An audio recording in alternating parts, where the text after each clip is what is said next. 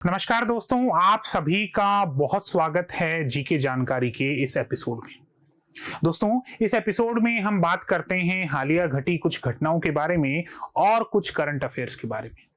ये एपिसोड आपके लिए आपकी एग्जाम पॉइंट ऑफ व्यू से संजीवनी साबित हो सकता है। दोस्तों, जैसा कि आप मेरे पीछे देख पा रहे हैं, आज हमें किस मुद्दे पर डिस्कशन करना है। आज का हमारा मुद्दा है राष्ट्रपति व राज्यपाल, पॉकेट वीटो और सर्वोच्च न्यायालय। जी हाँ दोस्तों, आज हम बात करेंगे हमारे प्रेसिडेंट और हमारे जो गवर्नर्स होते हैं उनके पॉकेट वीटो के बारे में। दोस्तों, हालिया अप्रैल में ही सुप्रीम कोर्ट ऑफ इंडिया ने जो Tamil Nadu versus governor of Tamil Nadu mister RN Ravi ji का जो केस है, इसमें टिप्पणी दी है, यानी कि सुनवाई की है। दो जस्टिस जिसमें पादरीवाला जी और R माधवन जी हैं, इन्होंने तमिलनाडु गवर्नमेंट के पक्ष में फैसला सुनाया है। अब ये केस क्या है, तमिलनाडु सरकार ने और तमिलनाडु के जो गवर्नर हैं RN रवि जी, इनके बीच में क्या मनमुटाव है, क्या मामला है, पहले थोड़ा सा इसको समझने की कोशिश करते हैं। दोस्तों, दरअसल हुआ क्या, साल 2020 में तमिलनाडु सरकार ने कुछ बिल पास किए थे अपने विधानसभा से। बाद में ये बिल राज्यपाल या गवर्नर के पास गए, लेकिन गवर्नर ने इन बिल्स पे ना तो अपनी सहमति दी और ना ही इन बिल्स को रिकंसिडरेशन के लिए वापस लौटाया। यानी एक तरीके से गवर्नर ने अपनी पॉकेट वीटो पावर का यूज किया। अब ये जो शब्द पॉकेट वीटो है, ये क्या है, आगे हम डिस्कशन में लेंगे इसको भी। केवल पॉकेट वीटो पे बात नहीं होगी, एब्सोल्यूट वीटो पे भी बात करेंगे और सस्पेंसिव जो वीटो पावर है प्रेसिडेंट की या फिर जो गवर्नर्स हैं अलग अलग स्टेट्स की, उस मुद्दे पर भी डिस्कशन करेंगे। दोस्तों, आज के वीडियो में हम बिल, एक्ट, ड्राफ्ट और ऑर्डिनेंस के बीच में जो कंफ्यूजन होता है उसको भी क्लियर करेंगे। तो चलिए वापस आते हैं हमारी कहानी पर। तमिलनाडु गवर्नमेंट ने कुछ बिल पास किए, गवर्नर साहब ने बिल पे ना तो अपनी सहमति दी, ना ही बिल को रिकंसिडरेशन के लिए वापस भेजा। अपनी पॉकेट वीटो पावर का इन्होंने यूज किया। इस पर तमिलनाडु सरकार ने बाद में सुप्रीम कोर्ट में याचिका दायर की और हाल ही में अप्रैल 2025 में सुप्रीम कोर्ट ने ये टिप्पणी दी है कि जो प्रेसिडेंट होते हैं और जो अलग अलग स्टेट के गवर्नर्स होते हैं, उनकी पॉकेट वीटो पावर पे कुछ ना कुछ तो कंट्रोल होना चाहिए। ये पॉकेट वीटो पावर अनंत काल के लिए नहीं होनी चाहिए, जैसा कि यूएसए में होता है कि प्रेसिडेंट के पास पॉकेट वीटो पावर तो है लेकिन सिर्फ 10 दिन की।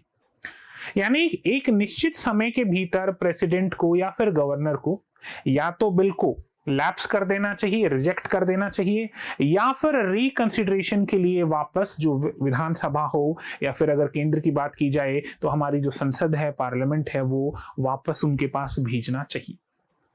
दोस्तों, ये मुद्दा बड़ा ताजा मुद्दा है। इस मुद्दे को लेते हुए हम बहुत सी चीजें इस वीडियो में डिस्कशन में लेने वाले हैं। सबसे पहली बात, शुरुआत हम करते हैं कि इंडियन गवर्नेंस जो है उसके कितने ऑर्गन्स हैं, कितने शाखाओं में बटा हुआ है इंडियन गवर्नेंस, या फिर हम कई बार एक शब्द यूज करते हैं कि भारतीय जो गवर्नेंस है, भारतीय जो संविधान है, इंडियन कॉन्स्टिट्यूशन है, इसके 3 मुख्य पिलर हैं। ये मुख्य पिलर कौन कौन से हैं? सबसे पहला पिलर आता है लेजिस्लेटिव। लेजिस्लेटिव यानी कि विधायिका जो कानून बनाने का काम करती है, और हमारे देश की जो पार्लियामेंट है वो लेजिस्लेटिव का ही हिस्सा है। लेजिस्लेटिव के बाद दूसरा जो अंग है, दूसरा जो पिलर है, वो आता है एग्जीक्यूटरी या एग्जीक्यूटिव। ये लेजिस्लेटर या लेजिस्लेटिव के द्वारा जो बनाए गए कानून हैं, इनको देश भर में लागू करने का काम करती है। इसके बाद दोस्तों तीसरा पिलर आता है हमारे पास, हमारी जुडिशरी यानी हमारी सुप्रीम कोर्ट। सुप्रीम कोर्ट समय समय पर कानूनों की समीक्षा करती है, इनका मूल्यांकन करती है और समय समय पर अपनी टिप्पणियां भी देती है। ये तीनों अंग आपस में इस तरीके से बंधे हुए हैं कि शक्ति का ठीक ढंग से, ठीक तरीके से विभाजन हो सके, कोई भी एक अंग शक्ति के मामले में किसी दूसरे अंग पे हावी ना हो और पावर का मिसयूज ना हो। दोस्तों, जैसा कि मैंने कहा था कि हम इस वीडियो में बिल, एक्ट, ऑर्डिनेंस और ड्राफ्ट इनके कंफ्यूजन को भी क्लियर करेंगे और ये जो पॉकेट वीटो जिसके बारे में हमने शुरुआत में चर्चा की थी, इस पॉकेट वीटो पे भी बात करेंगे। दोस्तों, दरअसल हमारे देश में कोई भी कानून जब बनता है, कोई भी एक्ट जब बनता है, तो उसका एक प्रोसीजर होता है। ये एक्ट कैसे बनता है? सबसे पहले ड्राफ्ट आता है। ड्राफ्ट का मतलब क्या है? ड्राफ्ट का मतलब है कच्चा मसौदा, या ड्राफ्ट का मतलब है आपका रफ वर्क। एक बार किसी कानून को लेकर कोई ड्राफ्ट बन जाता है, उसके बाद इस ड्राफ्ट को पार्लियामेंट में टेबल किया जाता है, यानी जो अथॉरिटी होती हैं उनके सामने अप्रूवल के लिए इस ड्राफ्ट को रखा जाता है। अब ये अथॉरिटी कौन है, पार्लियामेंट क्या है, पार्लियामेंट कैसे काम करती है, थोड़ा सा इसको भी समझते हैं। तो दोस्तों, जैसा कि आपको पता है कि हमारी पार्लियामेंट जो है, यानी जो संसद है, उसके भी 3 अंग हैं। देखिएगा, अगर मैं नेशनल लेवल की बात करूं तो हम संसद कहते हैं, पार्लियामेंट कहते हैं। अगर मैं स्टेट लेवल की बात करूं तो हम विधानसभा कह देते हैं, लेजिस्लेटिव असेंबली कह दिया जाता है। इसीलिए जो स्टेट्स में जो रिप्रेजेंटेटिव चुनकर आते हैं उनको एमएलए कहा जाता है, मेंबर ऑफ लेजिस्लेटिव असेंबली। और जो सेंटर में जो मेंबर्स चुनकर आते हैं उनको एमपी कहा जाता है, यानी मेंबर्स ऑफ पार्लियामेंट। तो जो प्रोसेस नेशनल लेवल पे होती है वही सेम प्रोसेस आपकी स्टेट लेवल पे भी होती है। फर्क इतना है कि नेशनल लेवल पे जो सहमति है वो प्रेसिडेंट देते हैं और स्टेट लेवल पे जो सहमति है वो गवर्नर्स देते हैं। तो चलिए सबसे पहले समझने की कोशिश करते हैं कि हमारी पार्लियामेंट काम कैसे करती है। दोस्तों, हमारी पार्लियामेंट के 3 अंग हैं। एक अंग है आपके राष्ट्रपति जी, एक अंग है आपके राज्यसभा जिसको हम अपर हाउस भी कहते हैं, और एक अंग है आपके लोकसभा जिसको हम लोअर हाउस भी कहते हैं। अब लोकसभा में तो हर 5 साल में चुनाव होते हैं। मध्यावधि चुनाव न हो तो बात अलग है, मध्यावधि चुनावों को मैं एक एक्सेप्शनल केस के रूप में ले रहा हूं। बाकी अगर नॉर्मल देखा जाए तो हर 5 साल में लोकसभा को भंग किया जाता है, नए चुनाव होते हैं, नई सरकारें चुनकर और बनकर आती हैं और फिर 5 साल वो देश को चलाती हैं। राज्यसभा कभी भंग नहीं होती है। राज्यसभा के सदस्यों का कार्यकाल भी 6 साल का होता है। ये रिटायर होते जाते हैं और इनके स्थान पर नए सदस्य आते रहते हैं। राज्यसभा को कभी भी भंग नहीं किया जाता। अब एक्ट बनने की प्रोसीजर क्या है, एक्ट कैसे बनता है? तो देखिएगा, सबसे पहले ड्राफ्ट तैयार किया जाता है, यानी जो भी दल या जो भी पार्टी आप कह लीजिए, चाहे बीजेपी हो, चाहे कांग्रेस हो, या फिर कोई भी थर्ड पार्टी जो सत्ता में है, जिसने बहुमत हासिल किया है, चाहे अपने दम पर चाहे गठबंधन के दम पर, वो कोई भी ड्राफ्ट तैयार करेगी। ड्राफ्ट का संबंध होता है किसी भी नए कानून को बनाने से। एक बार ये ड्राफ्ट तैयार हो जाएगा तो फाइनल ड्राफ्ट जो है वो फिर पार्लियामेंट के सामने टेबल किया जाता है, यानी कि पार्लियामेंट के सामने पेश किया जाता है कि सर, हमने ये ड्राफ्ट तैयार किया है, एक हम ऐसा कानून बनाना चाहते हैं और ये इससे रिलेटेड हमारे पास ड्राफ्ट है। साथियों, जैसे ही ये ड्राफ्ट पार्लियामेंट में टेबल किया जाता है, जैसे ही ये मसौदा पार्लियामेंट में पेश किया जाता है, तो ये बिल कहलाता है। सेम यही प्रोसीजर राज्य की विधानसभाओं में भी होता है। अब होगा क्या, इस बिल को पार्लियामेंट के किसी भी हाउस में, लोकसभा या राज्यसभा में पेश किया जाएगा। हम अमूमन लोकसभा को पहले लेकर चलते हैं। तो जैसे लोकसभा में बिल को पेश किया गया, अब लोकसभा में जो सत्ताधारी पार्टी है वो और जो विपक्ष के सदस्य हैं वो आपस में इस बिल के ऊपर जो भी डिसीजन लेना होगा, जो भी इनको एक तरीके से बहस करनी होगी, या फिर इसके ऊपर जो भी वाद विवाद होगा वो चलेगा। और इस प्रक्रिया में जिस पार्टी के पास, स्वाभाविक बात है, जो बहुमत लेकर बैठी है, जो सरकार चला रही है, तो वोटिंग के माध्यम से बिल को पास कर दिया जाएगा। अब ये बिल जाएगा कहाँ? राज्यसभा में। राज्यसभा में भी सेम यही प्रोसीजर यूज किया जाएगा, सेम इसी तरीके से डिस्कशन होगा, डिबेट्स होंगी, और राज्यसभा से भी बिल को मान लीजिए पास कर दिया गया, तो फिर ये बिल जाएगा देश के महामहिम, देश के प्रथम नागरिक, हमारे देश के राष्ट्रपति जी के पास। देश के राष्ट्रपति जी इस बिल पर अपनी सहमति देंगे।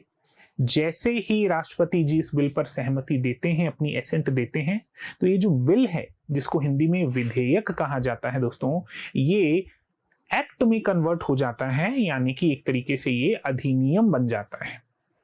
तो ये एक सिंपल प्रोसीजर है, एक ड्राफ्ट का बिल में बदलना और बिल का एक्ट में बदलना, किस तरीके से कोई भी बिल एक्ट में कन्वर्ट होता है। लेकिन ये प्रोसीजर हमेशा इतना सिंपल हो ऐसा जरूरी नहीं है दोस्तों। बहुत बार इस प्रोसीजर में बहुत से दाव पेच आ जाते हैं। तो चलिए वन बाय वन सभी दाव पेचों को समझेंगे और इन दाव पेचों को समझते समझते ही राष्ट्रपति जी की जो वीटो पावर्स हैं उनको भी समझेंगे।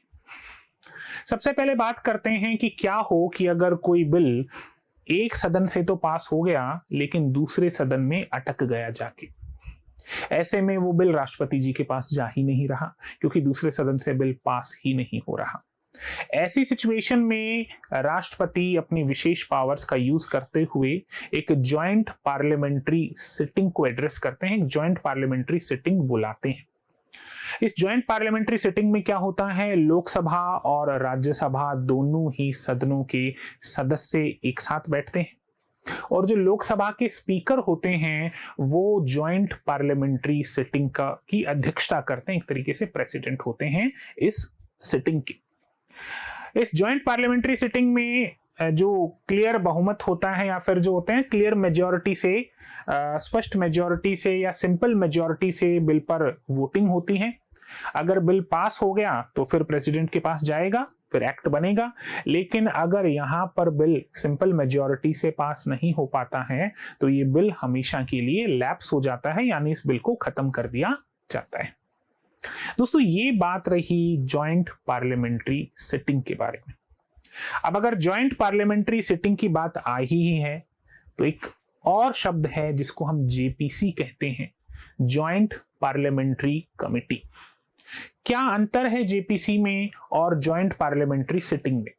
तो दोस्तों देखिएगा, जब भी कोई नया बिल पेश होता है आपके पार्लियामेंट में तो उस बिल को अगर किसी भी सदन में अटका दिया जाता है, यानी बिल अब आगे नहीं बढ़ रहा है, तो ऐसी सूरत में, ऐसी सिचुएशन में हमारे जो प्रेसिडेंट होते हैं वो जॉइंट पार्लियामेंट्री सिटिंग बुलाते हैं। जॉइंट पार्लियामेंट्री सिटिंग का प्रेसिडेंट कौन होगा या इसकी अध्यक्षता कौन करेगा? तो जो लोकसभा के स्पीकर होते हैं वो जॉइंट पार्लियामेंट्री सिटिंग की अध्यक्षता करते हैं। अब बात करते हैं जॉइंट पार्लियामेंट्री कमेटी क्या है। तो बहुत बार कुछ ऐसे बिल भी संसद के पटल में पेश किए जाते हैं जिनमें कुछ बिंदुओं को लेकर या कुछ मुद्दों को लेकर विपक्ष को या फिर किसी भी सांसद को या किसी भी दल को आपत्ति हो सकती है या फिर उस मुद्दे पर और गहरी चर्चा की आवश्यकता हो सकती है। ऐसे में एक जॉइंट पार्लियामेंट्री कमेटी बनाई जाती है और इस जॉइंट पार्लियामेंट्री कमेटी की अध्यक्षता कोई भी सीनियर एमपी करता है। जैसे हाल ही में 2024 का जो वक्फ संशोधन बिल था, ये जॉइंट पार्लियामेंट्री कमेटी में गया और इस पे चर्चा हुई, फिर इसमें कुछ फेरबदल करके वापस से इसको पार्लियामेंट के पटल पे लाया गया। बीजेपी से जगदंबिका पाल ने ये जो जॉइंट पार्लियामेंट कमेटी है इसकी अध्यक्षता की थी। इस कमेटी में होता क्या है, उन मुद्दों पर चर्चा होती है, उनमें अगर कोई फेरबदल या अमेंडमेंट की आवश्यकता होती है तो वो अमेंडमेंट किया जाता है और फिर से इस बिल को संसद के पटल पे पेश किया जाता है और आगे की प्रोसीजर सेम वही होती है जो एक नॉर्मल बिल के साथ होती है। तो ये एक डिफरेंस है जॉइंट पार्लियामेंट्री सिटिंग और जॉइंट पार्लियामेंट्री कमेटी के बीच में। अब दोस्तों आते हैं हमारे अगले मुद्दे पर कि कोई बिल एक्ट बन जाता है। कोई बिल एक्ट कब बनता है? जब प्रेसिडेंट अपनी सहमति देते हैं तब वो बिल एक्ट बनता है। लेकिन क्या हो कि अगर प्रेसिडेंट अपनी सहमति न दे तो? ऐसे में प्रेसिडेंट के पास 3 पावर्स हैं, 3 शक्तियां हैं। सबसे पहली जो पावर है, जो वीटो पावर है, उसको एब्सोल्यूट वीटो पावर कहा जाता है। एब्सोल्यूट वीटो पावर में क्या होगा, हमारे प्रेसिडेंट क्लियरली डिनाई कर देंगे कि मैं इस बिल को अपनी एसेंट नहीं दे सकता, मैं इस बिल को सहमति नहीं दूंगा और ऐसे में वो बिल जो है वो लैप्स हो जाएगा। लेकिन हाँ, अगर कॉन्स्टिट्यूशन अमेंडमेंट से रिलेटेड बिल है तो ऐसे में प्रेसिडेंट को एसेंट देनी ही पड़ेगी, वहां फिर उनकी वीटो पावर जो है लागू नहीं होती। कॉन्स्टिट्यूशनल अमेंडमेंट बिल और मनी बिल के संबंध में एक और मुख्य तथ्य ये भी है कि इसके लिए जॉइंट पार्लियामेंट्री सिटिंग भी नहीं बुलाई जाती है। दोस्तों, प्रेसिडेंट की दूसरी वीटो पावर के बारे में बात करते हैं जिसको सस्पेंसिव वीटो पावर कहा जाता है। एब्सोल्यूट वीटो पावर का मतलब हो गया कि हम बिल को स्वीकार नहीं करते और बिल को लैप्स कर दिया जाता है। सस्पेंसिव वीटो पावर में क्या होता है, प्रेसिडेंट बिल को पढ़ते हैं और इसको रिकंसिडरेशन के लिए वापस से पार्लियामेंट को भेजा जाता है कि भैया इसमें ये चीजें जो हैं वो आप थोड़ा सा बदल कर लाइए, उसके बाद वापस से बिल को पास करवाइए, हमारे पास आइए और हम आपके बिल को एसेंट दे देंगे, फिर ये एक्ट में तब्दील हो जाएगा। अब यहां पर दो चीजें होती हैं, ये जो बिल है वापस पार्लियामेंट में जाएगा। अब पार्लियामेंट में या तो इस बिल में कुछ अमेंडमेंट किया जाएगा और अगर कुछ अमेंडमेंट न भी किया जाए फिर भी पार्लियामेंट के दोनों सदनों से ये बिल वापस से पास हो जाता है, तो ऐसे में अब प्रेसिडेंट की वीटो पावर खत्म हो जाती है और प्रेसिडेंट को इस बिल पर अपनी सहमति देनी ही पड़ती है। लेकिन दोस्तों यहां खास बात यह है कि प्रेसिडेंट कभी भी मनी बिल के मामले में ऐसा वीटो पावर यूज नहीं कर सकते। कारण यह है कि जब भी मनी बिल संसद के पटल के सामने या संसद के पटल पर पेश किया जाता है तो प्रेसिडेंट की पूर्व अनुमति से और उनके साथ पूरी तरीके से चर्चा विचार विमर्श करके ही पेश किया जाता है। तो ऐसे में जिस बिल के बारे में प्रेसिडेंट पहले से जानते हैं, उनकी सहमति से ही बिल जो है वो संसद के पटल पर पेश हुआ है, तो यहाँ रिकंसिडरेशन का मुद्दा तो कोई उठता ही नहीं है। तो ऐसे में सस्पेंसिव वीटो पावर काम नहीं आती है। दोस्तों तीसरी वीटो पावर पे बात करते हैं, जो हमारा आज का मुद्दा है। तीसरी वीटो पावर है आपकी पॉकेट वीटो पावर। अभी पॉकेट वीटो पावर क्या होती है? देखिए कई बार ऐसी परिस्थितियां भी आ जाती हैं कि प्रेसिडेंट ना तो डायरेक्टली डिनाई करना चाहते हैं, ये सिचुएशन गवर्नर्स के साथ भी लागू होती है, ये वीटो पावर्स गवर्नर्स के पास भी है। हम प्रेसिडेंट के पॉइंट पे बात करेंगे। कई बार ऐसी सिचुएशंस आती हैं कि प्रेसिडेंट ना तो बिल को रिकंसिडरेशन के लिए भेजना चाहते हैं, ना ही बिल को डायरेक्टली डिनाई करना चाहते हैं, यानी अपनी एब्सोल्यूट वीटो पावर का यूज नहीं करना चाहते। ऐसे में प्रेसिडेंट क्या करते हैं, उस बिल को अपने पास होल्ड करके रख लेते हैं, ना तो उस पे हाँ करते हैं ना ही उसको रिकंसिडरेशन के लिए भेजते हैं। अब दोस्तों यहीं से हमारा तमिलनाडु गवर्नमेंट वर्सेस जो गवर्नर हैं RN रवि जी मुद्दा शुरू हुआ था। 2020-21 में जो ये 10 बिल पास किए गए थे, इन बिल्स को होल्ड कर लिया गया था गवर्नर के द्वारा और इनमें से कुछ बिल तो प्रेसिडेंट को भी भेज दिए गए थे। बाद में 2023 में जब तमिलनाडु सरकार ने सुप्रीम कोर्ट में पिटीशन फाइल की, याचिका दायर की, तो 2025 अप्रैल 2025 यानी हाल ही में ये निर्णय सुप्रीम कोर्ट की तरफ से आया कि इस तरीके से अगर आप पॉकेट वीटो पावर को यूज करेंगे तो ये तो एक तरीके से मिस यूज हो। और सुप्रीम कोर्ट ने कहा है कि अब जो पॉकेट वीटो पावर आपके पास होगी वो एक निश्चित समय सीमा तक ही होगी। देखिएगा दोस्तों, पहले हमारे देश के जो प्रेसिडेंट हैं इनकी जो पॉकेट वीटो पावर हुआ करती थी उसकी कोई समय सीमा तय नहीं होती थी। यानी एक बार अगर प्रेसिडेंट ने किसी बिल को पॉकेट वीटो पावर यूज करते हुए ठंडे बस्ते में डाल दिया तो अब पता नहीं वो बिल कब वापस आएगा, अनंत काल के लिए वो ठंडे बस्ते में चला गया। तो ये कहीं ना कहीं मिसयूज भी होता है और ये परंपरा कहीं ना कहीं हमारी जो व्यवस्था है उसको धीमा भी करती है। चलिए अब बात करते हैं हमारे अंतिम बिंदु पर, जिसे हम ऑर्डिनेंस कहते हैं। हमने ड्राफ्ट पे बात की, हमने बिल पर बात की। बिल जैसे ही पास होता है वो क्या बन जाता है, एक्ट बन जाता है। अब रही बात ऑर्डिनेंस की कि ऑर्डिनेंस क्या होता है। तो देखिएगा दोस्तों, हमारी जो पार्लियामेंट है वो 3 सेशंस में चलती है। एक बजट सेशन होता है, एक मॉनसून सेशन होता है और एक आपका विंटर सेशन होता है। और इन 3 सेशंस में से किसी भी 2 सेशन के बीच में 6 महीने से ज्यादा का गैप नहीं हो सकता। तो कई बार ऐसी सिचुएशन भी होती है जब पार्लियामेंट सेशन में नहीं हो और कुछ इमरजेंसी आ गई हो, सरकार को कोई एक्ट तुरंत ही पास करना हो, इसके लिए वो पार्लियामेंट के सेशन का वेट नहीं कर सकते हो, तो ऐसे में ऑर्डिनेंस की व्यवस्था की गई। यानी ऑर्डिनेंस एक तरीके से एक्ट ही है जो लोकसभा राज्यसभा में पास हुए बिना किसी आपातकालीन स्थिति में बनाया जाता है। लेकिन ये ऑर्डिनेंस भी हमेशा के लिए वैलिड नहीं होता है। इस ऑर्डिनेंस की वैलिडिटी 6 माह तक रहती है।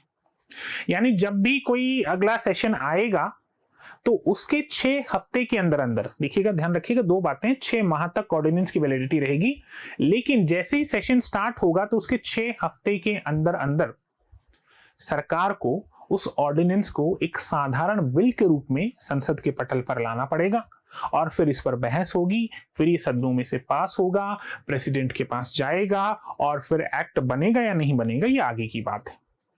लेकिन अगर सरकार ऐसा नहीं कर पाई तो 6 महीने बाद ये ऑर्डिनेंस ऑटोमेटिकली लैप्स हो जाएगा, यानी अपने आप खत्म हो जाएगा। जैसा कि अभी हाल ही में किसानों के कानूनों को लेकर ऑर्डिनेंस लाया गया था। तो दोस्तों ये एक छोटा सा मुद्दा था जिसको आज हमने कवर किया।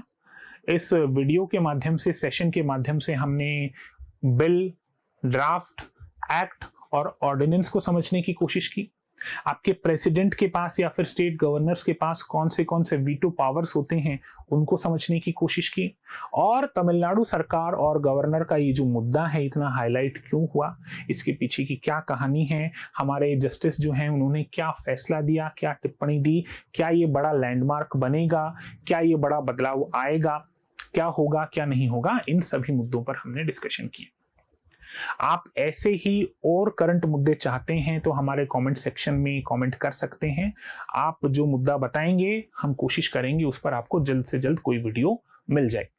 तो मैं उम्मीद करता हूं आज के वीडियो के माध्यम से आपको अपने एग्जाम्स की तैयारी में भी थोड़ी सहायता मिलेगी और आप करंट अफेयर से, करंट मुद्दों से भी जुड़े रहेंगे। धन्यवाद दोस्तों।